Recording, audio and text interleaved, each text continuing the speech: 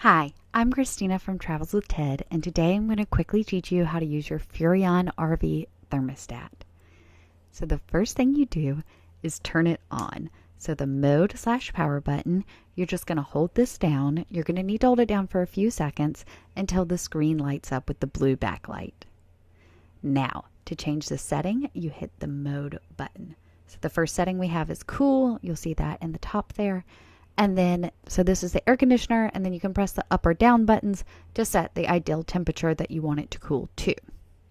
You can also set the fan while the air conditioner is running, so you can change it from low to high or automatic where it'll turn on and off. The next setting is heat.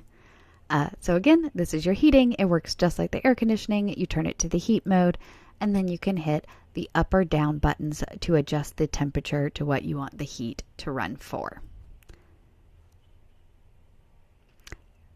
The next setting is the fan. So this is when you want to run just the fan but not the air conditioner, and you can hit that fan button again to change it between the high and low setting, which you see there at the bottom of the screen. And the final mode is dry.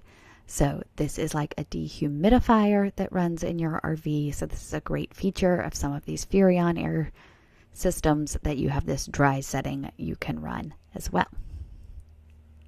Another quick thing to show you is to change the thermostat between Fahrenheit and Celsius. You're going to hold those up and down buttons at the same time, and you'll see that it changes from Fahrenheit to Celsius. And if you hit those again, you can change it back to Fahrenheit. This is good to know because you can do this accidentally as well. And then to turn it off, simply hit that mode button again.